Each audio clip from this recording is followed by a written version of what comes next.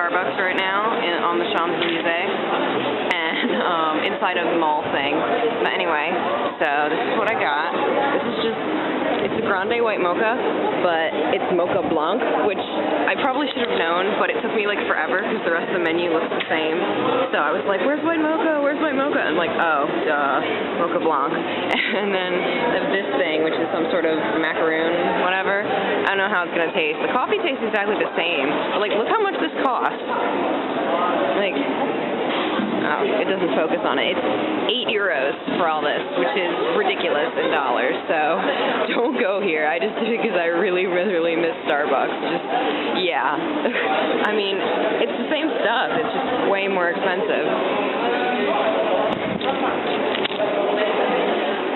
And that tasted weird, so I shouldn't have gotten that. What I was saying before, I don't know, I think it was too loud to hear me probably, was that like the guy at the Starbucks spoke like perfect English, like he sounded like he was an American, he didn't have an accent or anything. So everybody who would order and who was a foreigner, he would switch into English. He'd be like, oh, what size do you want, stuff. But I ordered in French and he didn't switch into English with me. So I don't know if maybe like I'm getting better, or if he just thought I was like some sort of foreigner that didn't understand English at all, or what that was about, but it was kind of cool. So yeah, now I'm in this mall thing, and I think it's kind of like a cheap mall, but I don't know, but I'm going to go back outside. I just really needed something to drink and something that tasted like home, and it cost me almost like $20 American. Here's something you might not know about bathrooms in France. They're rare.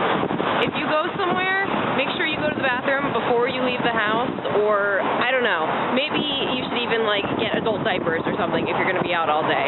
Because as I just found out, there's not a single free restroom at all on the Champs-Élysées, and I had to come all the way down here to find one. I went into, like, a McDonald's. You had to pay 20 cents to use the toilets.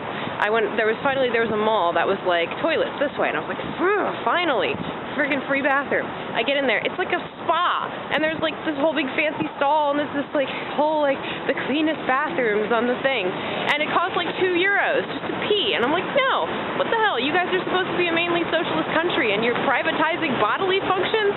Like, what is this? So, yeah, that's something you don't think about, but if you come to France, like, there are no bathrooms.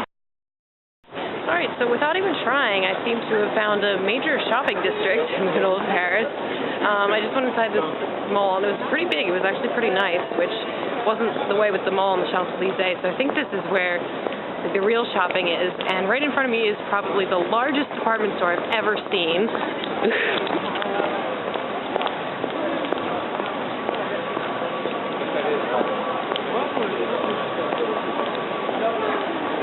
Just two huge, really old buildings, all one store. That's part of it too. I'm going to try and go inside. I don't know if I'll be able to film in there, but it's going to be really cool if I can. So, it's probably going to be really expensive, so I don't think I'll buy anything, but I'm definitely going to look around. The store goes from there. There's a little walkway. That's the whole building.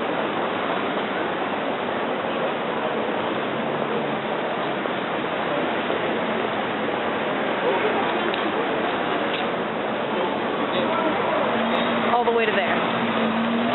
Crazy. It's like Macy's on crack in here. Oh my god, that was crazy. It was like if Macy's had 8 floors, 2 restaurants, ridiculously high-end couture, and a random war memorial with stained glass windows.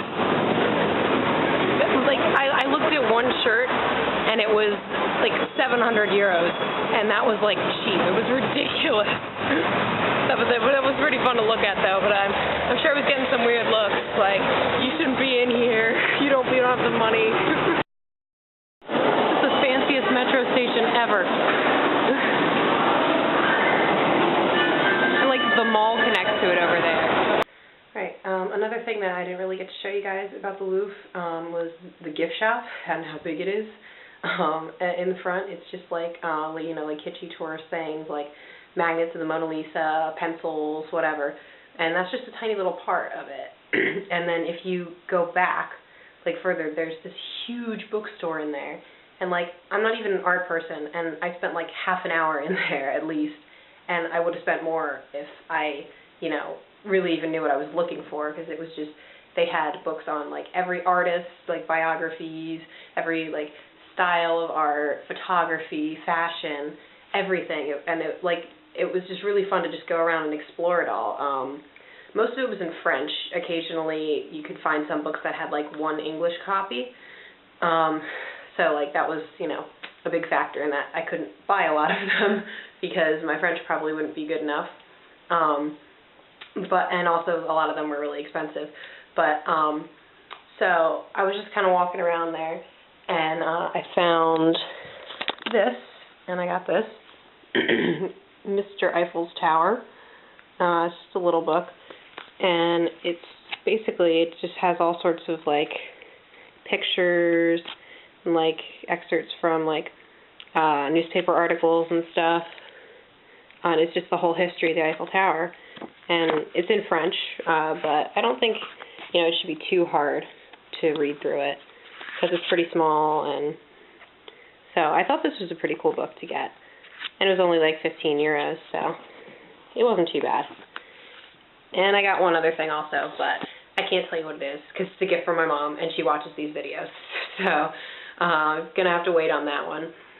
But the good thing about the gift shop there is that, well, like a week ago, I went to an ATM here, and I took out 140 euros, and they gave me a 100-euro note, and there are not a lot of places that accept those. So this whole week I've been trying to get rid of this thing, because like everywhere I go, I have money, but I can't use it.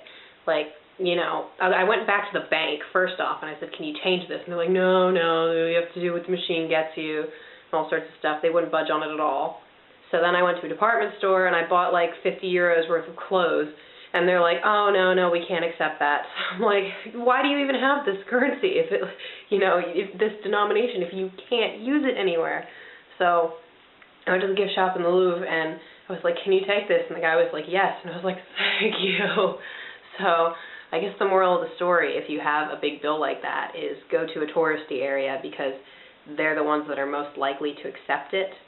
And basically just try to avoid that in general, like take out less than 100 euro at a time. Sometimes you'll get a 50, but they're a little bit easier. A lot more places will take them. I went to a pizza place. I got like a pizza that was like 4 euros, and they broke the 50 for me. So that was pretty good.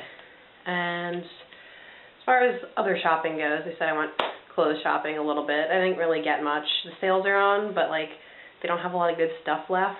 So went back to Monoprix, and this is this week's chocolate. This is the dark chocolate with almonds. And I know you're like looking and you see it's like Monoprix brand. You're like, what the heck is wrong with you? You're in Europe. Get the Lindt, get the Toblerone. What are you doing getting store brand chocolate? But like, I want to see how good the bare minimums are here, as opposed to like the luxury things. And also I don't want to waste all my money, if this is something that I'm going to be buying pretty frequently. But yeah, the last one was okay. I don't know, the hazelnut tasted kind of weird, so probably won't get that brand again, but we'll see what Monoprix chocolate tastes like. Hopefully it won't be too bad. And I also bought cashews, just in case I need a snack or something. They translate pretty much the same, cashew. The cool one is peanuts translate as cacahuetes, which I think is the funniest name ever for a nut. It almost sounds Spanish. But yeah, so I have that. And then I also found these things, and they look like Nutri-Grain bars, but like they were like chocolate. So I was like, all right, I'll get those. So this will be for like days like today, where I have like 2 classes that are 3 hours long, right back to back. So I have like no time to eat at all. So I'm probably gonna bring one of these and see how big they are. Because they have this like picture on the back of this like girl like shoving it in her brother's mouth. I'm like, what the hell? Anyway. Oh geez. They're all in one bag. That's really inconvenient. Crap, I wasn't gonna do that. Okay. They look kinda hard. Like bran. I don't know if this is supposed to be something you have with milk or cereal. I don't know. Guess my French still isn't pretty good. Yeah. That with a bowl of milk and a glass of juice is a complete breakfast. So I guess it's like cereal and a stick. I don't know if I'm going to be able to eat these without anything. Hold on.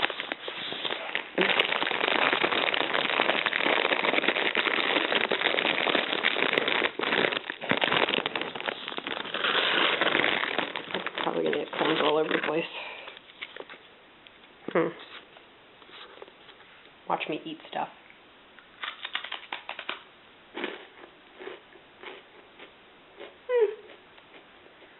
The filling's pretty good.